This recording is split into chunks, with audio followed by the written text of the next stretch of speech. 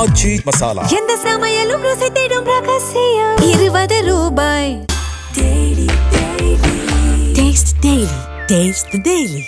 ஜெயலலிதாவை அரசியலுக்கு வரவழைத்தது திமுக. அதற்கு திமுக கொடுத்த விலை பயங்கரமான. தண்ணி காமிச்சாங்க ஜெயலலிதா. த்ரிஷாவை முதலமைச்சராக்கணும் திமுக முடிவு பண்ணிட்டு வச்சுங்க, கடவுள் கூட தடுக்க முடியாது. அப்புறம் திமுக என்ற வரலாறு அடிஞ்சு போயிடும்.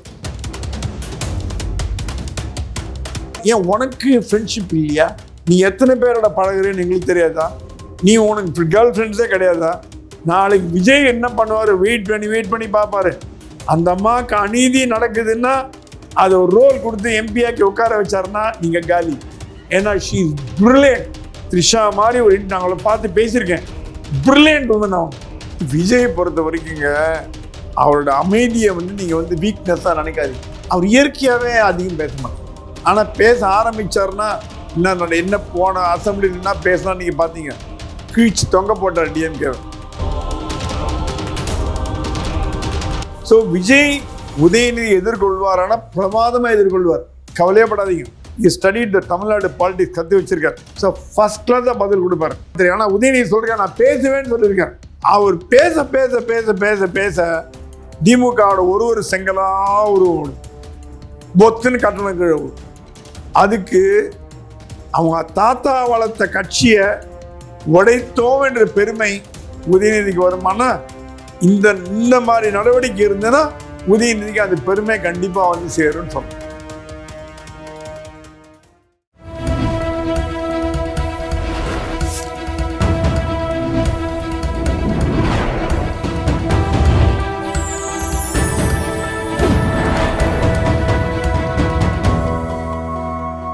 சேனல் 5 தமிழர்களுக்கு வணக்கம். இன்றைய நிகழ்ச்சியில் நம்மோடு பேச இருப்பது மூத்த பத்திரிகையாளர் பிரகாஷ் சுவாமி அவர்கள். வணக்கம் சார். வணக்கம் சார். சட்டசபை கூட்டத்தொடர் தொடர்ச்சியாக போய்கிட்டு இருக்கு. நேற்று நிதிநிலை பட்ஜெட் தாக்கல் பண்ணாங்க. இன்னைக்கு விவசாய மேலாண் பட்ஜெட். திரு உதயநிதி அவர்கள் திமுக குறிப்பாக திமுக நான் கேட்கின்ற கேள்விகளுக்கு வரக்கூடிய காலங்களில் முதல்வர் நேரடியாக பதில் சொல்ல வேண்டும், திசை மாற்றி போகக்கூடாது. நாங்கள் மக்கள் பிரச்சனை குறித்து கேட்போம், காவேரி குறித்து கேட்போம். அதை விட்டுட்டு நீங்கள் சம்மந்தம்லாம் பார்ட்டி ஃபண்டு, சட்டசபையில் என்ன பேசணுமோ அதை பேசுங்க அப்படிங்கிற மாதிரி ஒரு சமிக்கைகள்லாம் சொல்லியிருக்கிறாங்க திமுக காரங்க. எப்படி பார்க்குறீங்க? திமுக சட்டசபையில் பொறுப்பான எதிர்கட்சியாக செயல்பட்டால் மக்கள் வரவேற்பாங்க.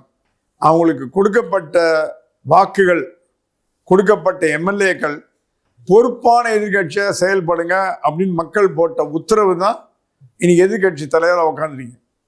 பொறுப்பான எதிர்கட்சி தலைவராக உதயநிதி இருக்கிறத யாரும் மறக்க போகிறதில்லை. அது அவரோட அரசியல் தார்மீக கடமை.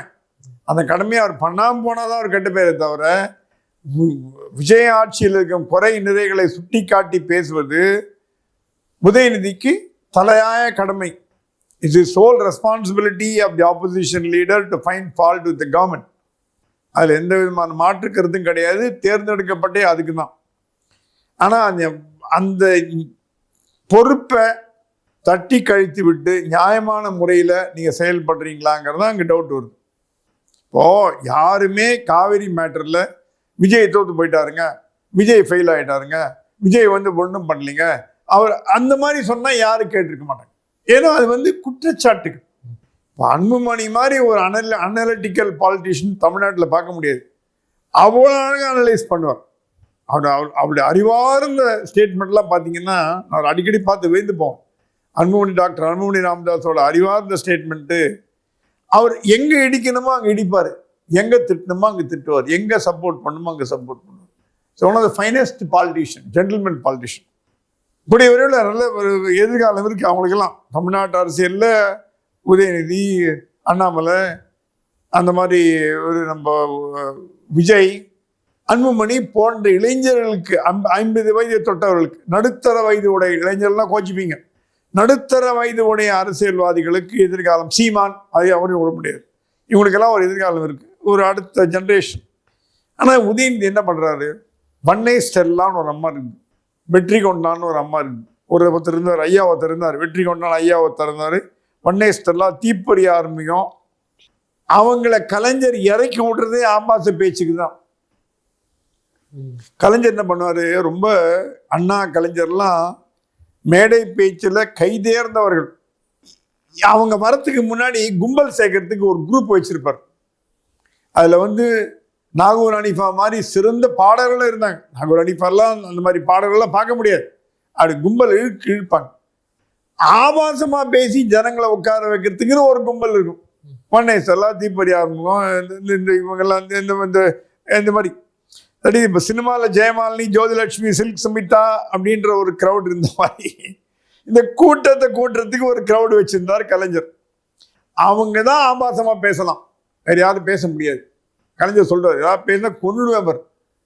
இப்ப எல்லாமே ஆபாசமா பேசுறாங்க. தீப்பறி ஆரம்பம் எல்லாருமே தீப்பறி ஆரம்பமாக மாறிவிட்டார்கள் திமுகவில். பொன்முடி பேசின பேச்சு என்ன கேவலமான பேச்சு. இப்படி ஒரு அமைச்சர், பேராசிரியர் என்று சொல்லிக் கொள்ளக்கூடியவர் பொன்முடியே அந்த மாதிரி பேசும் பொழுது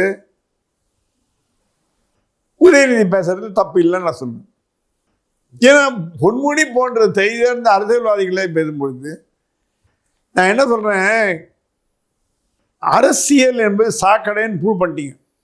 ஆனா இப்போ பழைய கேஸ்லாம் விட்டுருங்க, பொன்முடி, KN அவங்கள முடிஞ்சு போச்சு. MRK இளைஞர்களாகி நீங்கள் வந்திருக்கீங்களே, உதயநிதி, விஜய், நீங்களா நல்லபடியா எடுத்து போகலாம் இல்லையா?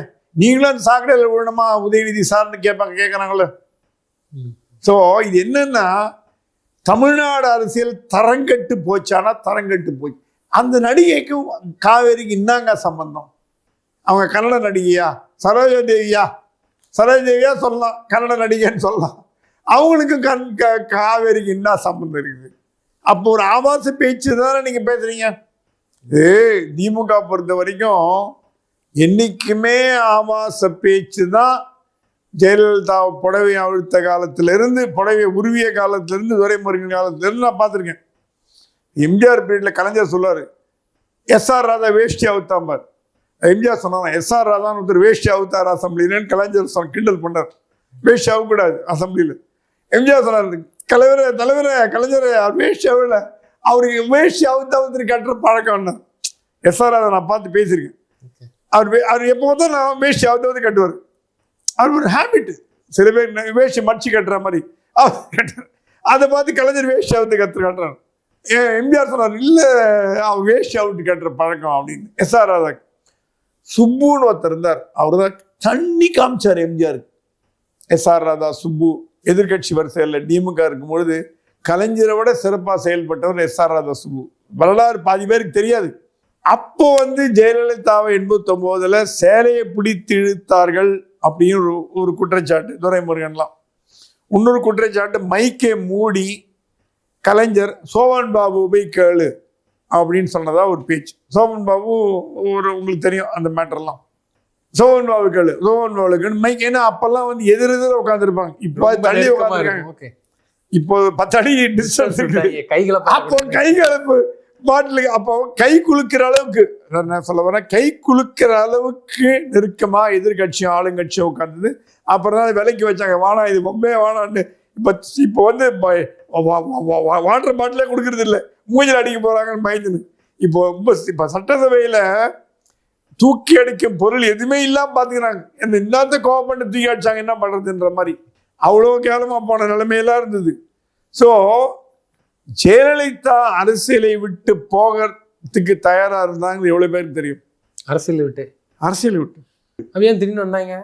திமுக கூட அரசியல் விட்டு போறேன்னு சொன்னவங்க சபாநாயகருக்கு ராஜினாமா கொடுத்துட்டாங்க. லெட்டர் எழுதி ரெடி பண்ணி வச்சுட்டாங்க, டைப் பண்ணி சைன் பண்ணி வச்சுட்டாங்க. நான் அரசியலை விட்டே விலகுகிறேன், MLA பதவி ராஜினாமா செய்யணும் மாணவர். அது எல்லாருக்கும். சசிகலா அவங்க ஹஸ்பண்டை கூப்பிட்டு சொன்னாங்க. சசிகலா தான் அப்போ ஜெயலலிதாவோட பணிப்பேன். MN இந்த மாதிரி ஜெயலலிதா ஒரு லெட்டர் எழுதியிருக்காங்க, அந்த லெட்டர் எடுத்துட்டு வா.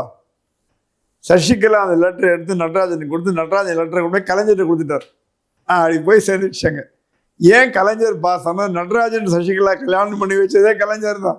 பாதி பேருக்கு தெரியாது. நடராஜன் சசிகலா கல்யாணம் பண்ணி வச்சது கலைஞர். கலைஞர்கிட்ட கொடுத்தோன்னே கலைஞர் அதை ரிலீஸ் பண்ணிட்டார். அவர் சபாநாயகர் சொன்னதான், ஜெயலலிதா என்கிட்ட ராஜினாமா கொடுத்தாதான் நான் எடுத்துப்பேன். 3வது நபர் 4வது நபர் ஜெயலலிதா கையெழுத்துன்னு எனக்கு தெரியாது, ஃபார்ஜரியா இருக்கும். சபாநாயகர் நல்ல திறம்பட பேசினார். கலைஞரால் ஒன்றும் பண்ண முடியல, கொஞ்சம் புசு புசுன்னு கத்தி பார்த்தாரு, ஒன்றும் பண்ண முடியல. அடுத்தது வந்து சேலை பிடிச்சி எடுத்தாங்க. அப்போ ஜெயலலிதா சபதம் போட்டாங்களாம், அடுத்த தடவை நான் இந்த சபைக்குள்ள முதலமைச்சராக தான் நான் வருவேன். அதே மாதிரி 91 முதலமைச்சராக வந்தேன். த்ரிஷாவை முதலமைச்சராக்கணும் திமுக முடிவு பண்ணிட்டு வச்சுங்க, கடவுள் கூட தடுக்க முடியாது. அப்புறம் திமுக என்ற வரலாறு அடிஞ்சு போயிடும். இப்போ அவங்க தான் தேவையில்லாம இழுத்து அவங்கள முதல்வர் தேவையில்லை. ஜெயலலிதாவை தேவை. இப்போ இந்த திமுக என்ன வேலைன்னா தேவையில்லாம இழுக்கும். அரசியல் பண்ணுங்க வானாங்க. எம்ஜிஆரோட அரசியல் பண்ணீங்க. 82 என்ன பண்ணீங்க நீங்க? எம்ஜிஆர்கிட்ட ஜெயலலிதா பத்தி இழுத்தீங்க. நான் வருஷம் கூட சொல்றேன், 1982 ஜெயலலிதா எம்ஜிஆர் இணைத்து பேசினீங்க. எம்ஜிஆர் பார்த்தாராம், கேட்டாராம், என்ன ரொம்ப ஓவரா ஜெயலலிதா பத்தி அம்முவை பத்தி பேசுறாங்களே இவங்க, அம்முக்கு அரசியலுக்கு சம்பந்தமே கிடையாது. 82 ஜெயலலிதா ஒண்ணுமே வரல, அம்முக்கு அரசியலுக்கு சம்பந்தமே கிடையாது. ஏன் கலைஞர் வந்து அப்பானா எம்ஜிஆர் இன்னைக்கு கலைஞர் தான் சொல்லுவார், கருணாநிதினு பேச சொல்ல மாட்டார். கேட்டாராம், என்ன அம்முவை பத்தி இருக்கிறாங்க, அரசியல் கொண்டாந்தா என்ன கேட்கறதா? தலைவரே கொண்டாங்க தலைவர், அவங்க அந்த மாதிரி தேவை, ஒரு பேச்சாளர் தேவை, போட உள்ள கொண்டாந்துரு. செங்கோல் கொடுத்தாங்க. அப்பதான் ஜெயலலிதாவை அரசியலுக்கு வரவழைத்தது திமுக. அதற்கு திமுக கொடுத்த விலை பயங்கரமானது. தண்ணி காமிச்சாங்க ஜெயலலிதா, அடி சிம்ம சப்பனமா இருந்தாங்க திமுக. திமுக இன்னைக்குமே பஸ்மாசுரன் தன் தலைமையில அதே கல்ல வாரி போட்டுக்கும், மண்ணை வாரி போட்டுக்கும், நெருப்பை வச்சு கொளுத்திக்கும். அவங்க பாட்டுக்கு ஏதோ சினிமா நடிச்சாங்க. ஏங்க ஜனநாயகன் படம் பார்த்தா தப்பா? ஒரு பிரபல பத்திரிகையாளர் எழுதுறார், ஜனநாயகன் படத்தை திரிசாவும் அம்மாவும் பார்த்தாங்க, டிக்கெட்டு கொடுத்து வாங்கி பார்க்குறாங்க. உனக்கு என்ன வந்தது? விஜய் படத்தை பார்க்கக்கூடாதுன்னு திரிசாக்கு ஏதாவது சட்டம் போட்டிங்களா? இது தேவையில்லாம அவங்க பாட்டுக்கு எதுவாக இருக்காங்க. அவங்க பாட்டு ஏன் உனக்கு ஃப்ரெண்ட்ஷிப் இல்லையா? நீ எத்தனை பேரோட பழகுறேன்னு எங்களுக்கு தெரியாதா? நீ உனக்கு கேர்ள் ஃப்ரெண்ட்ஸே கிடையாதா? இது பர்சனல் மேட்டருக்குள்ள போகணும். என்னைக்குமே நான் அரசியலில் ஒருத்தர் வந்தார் என்பதற்காக அவருடைய பர்சனல் மேட்டருக்குள்ள போகக்கூடாது. இது உதயநிதிக்கும் பொருந்தும், விஜய்க்கும் பொருந்தும், எல்லாருக்கும் பொருந்தும். தனி மனித ஒழுக்கம். எங்க பில் கிளின்டன், மோனிகா லெவின்ஸ்கி நம்ம பார்த்துருக்கோம், என்னெல்லாம் நடந்ததுன்னு தெரியும்.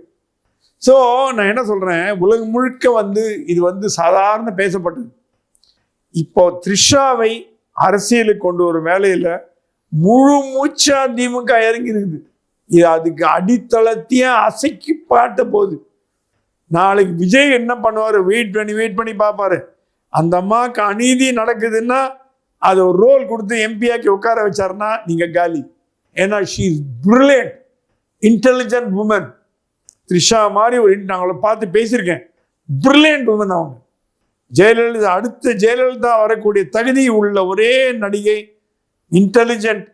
அவங்க படிக்காத புக்ஸ் கிடையாது. நான் அவங்களோட நாலேஜும் அவங்களோட விஸ்டம் கண்டு நான் வேர்ந்திருக்கேன். நீங்களா உங்க தள்ள மண்ணவாரி போட்டுக்கின்னு திருப்பி உள்ள கொண்டாந்து விஜயை ஹேண்டில் பண்றதே உங்களுக்கு சிம்ம சப்பனமாகுது. த்ரிஷாவை ஹேண்டில் பண்ணீங்கன்னா கதை கந்தலா போடும்.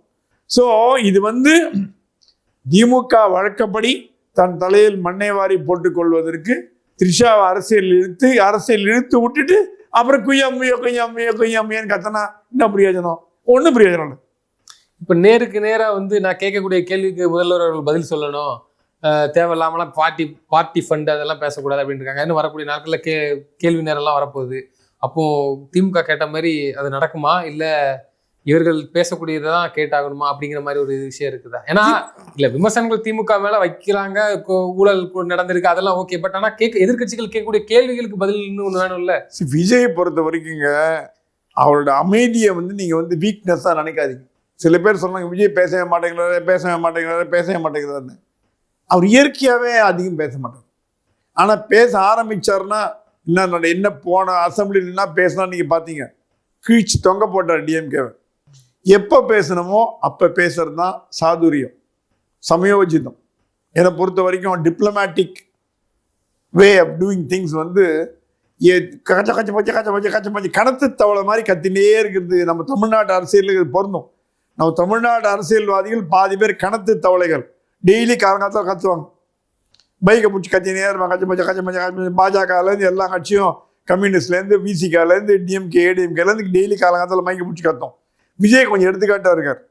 ஜென்எக்ஸில் இருக்காரு. அது வேணாம், எனக்கு ட்விட்டரில் போட்டு ரீல்ஸில் போட்டுக்கிறேன்றார்.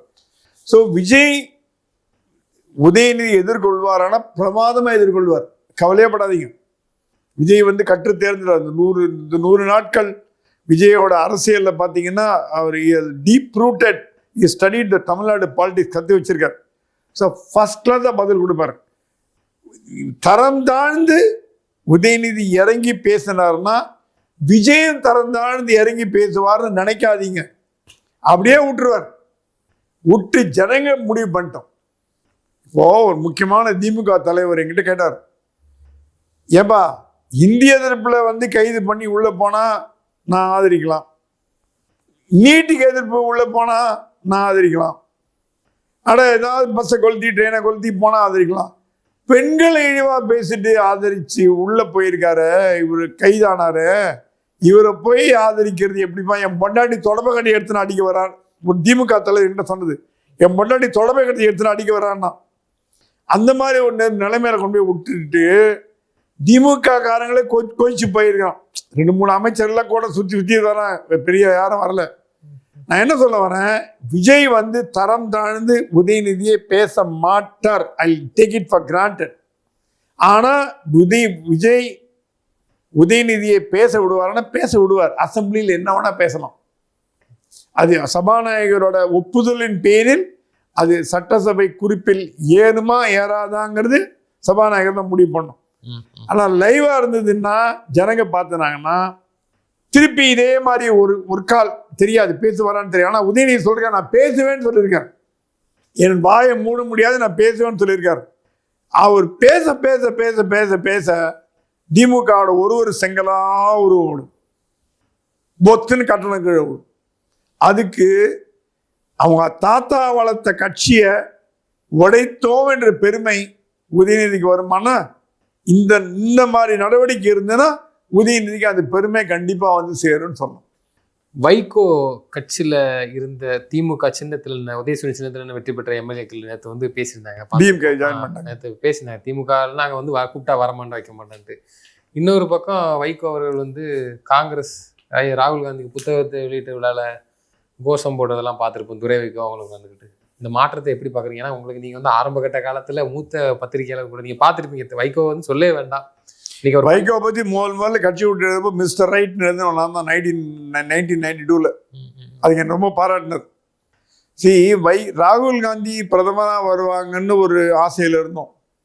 வைகோ அவருக்கு மாலை போட்ட உடனே அது என்ன போச்சு, அங்கே போய் முடிச்சு விட்டாரா? வைகோ பண்ண நல்ல காரியம் ராகுல் காந்தி பிரதமர்ல இருந்து முடிச்சு விட்டு வந்துட்டார். போச்சு, ராகுல் காந்தி வந்து சார்ந்து போச்சு. இல்ல யாருக்கெல்லாம் மாலை போடுறாரு அவங்க அதோட அரசியல் கதை முடிஞ்சது. அரசியல் வாழ்வு அஸ்தமனம் ஆகி போச்சு. வைகோ எப்படிப்பட்ட பார்லிமெண்டேரியன் தெரியுமா? நான் வேந்திருக்கேன். அவர் பார்லிமெண்ட்ல பேசினா வாஜ்பாய் சைலண்ட் அப்படின்னு கேட்பார். மன்மோகன் சிங் அவ்வளவு மரியாதை வச்சிருந்தார். இந்திய பிரதமர்கள்லாம் மதிக்கப்படும் ஒரு தமிழ்நாட்டு தலைவரா உணர்ச்சி வச பேசக்கூடியவர், அது அப்போ விஷயம் தெரிஞ்சு பேசக்கூடியவர். இப்போ ஏண்டா பேசுறான்னு ஆகி போச்சு. ஏன் வைகோவா அது transformation of Vaiko from brilliant parliamentarian to road side speaker ஆக்கிட்டீங்களே சார். சொல்றதுக்கே கஷ்டமா இருக்குது சார். உங்க மேல நாங்கெல்லாம் எவ்வளவு மரியாதை மதிப்பு, உங்க மேல ஒரு பற்று பாசம் வச்சிருந்தோம். வைகோ ஸ்பீச்ன்னா ரோட்ல எங்கன்னா போனா கூட அவர் வந்து ஒரு பொதுக்கூட்டத்தில் பேசுனான்னா காரை நிறுத்தி அரை மணி நேரம் கேட்டுட்டு தான் நான் போவேன். அவர்கிட்ட பாயிண்ட்ஸ் இருக்கும். பாயிண்ட்ஸ் எல்லாம் கொஞ்சம் அப்படியே பேசுவார், கொஞ்சம் இப்படி வெளியில போயிட்டு வருவார். அப்படி அதனால உள்ளுக்குள்ள போனார்னா அது விஷயம் தெரியாம பேச மாட்டோம். இப்ப செனிலிட்டி ஆயிடுத்தா என்ன ஆச்சுன்னு தெரியல. காங்கிரஸ் ஒரேடியா ஜால்ரா அடிக்கிறார். எந்த காங்கிரஸ்? தமிழர்களை கொன்று குறித்த காங்கிரஸ் சொன்னீங்களே சார். பிரதமர்ல பையன் கோஷம் போட்டுட்டு இருக்காரு, வருங்கால பிரதமர். வேடிக்கையா இருக்கு. இது ஜோக்கர் மாதிரி இருக்குது. துரை வைகோ பண்றது ஜோக்கர் மாதிரி இருக்குது. எந்த காங்கிரஸ் நீங்க எதிர்த்தீங்களோ கடுமையா, தமிழர்களை கொலைக்கு காரணமா இருந்த காங்கிரஸே உங்க கூட கூட்டணி வைக்க மாட்டேன்னு சொல்லிட்டு ஏன் சார் பல்ட்டி அடிக்கிறீங்க சார்? எப்படியுமே உங்களுக்கு ராகுல் காந்தி ராஜ்யசபா எம்பி பதவியை மற்ற மாநிலங்களுக்கு கொடுக்கறதா இல்லை. நீங்க விட்டுருங்க, அந்த கனவு விட்டுருங்க. இனிமே நீங்க ராஜ்யசபா எம்பியாவது கஷ்டம், ஓய்வு பெற்றது தான் பெட்டர். உங்கள் பையனுக்கே அடுத்த தடவை திமுக எம்பி பதவி கொடுக்க போகிறது இல்லை, டிவிகே ஜாயின் பண்ணலாம் கொடுக்க போகிறது இல்லை. ஸோ ஒரு அப்பாவுக்கு விட்டம் முடிஞ்சு போச்சு, பையனுக்கிட்ட முடிய போகுது ராஜ்யசபா லோக்சபா. ராகுல் காந்தி உங்களுக்கு திருப்பி ராஜ்யசபாவில் உட்கார வைப்பான்னு கனவுல இருக்காதீங்க. நீங்கள் வந்து இன்னும் மேலும் மேலும் உங்களுடைய வார்த்தைகள் மெருகு சேர்ப்பதை விட உங்களுக்கு களங்கம் விளைவிக்கிற மாதிரி வருதோன்னு நாங்கள்லாம் ரொம்ப வருத்தப்பட்டு, உங்கள் மேலே கோபம் இல்லை ஆதங்கத்தை சொல்கிறோம். Mister Vaiko, please stop this nonsense, please stop this nonsense, please stop this nonsense. நிச்சயமா சார், தொடர்ந்து கருத்துக்களை பயந்தமைக்கு நன்றி. நன்றி.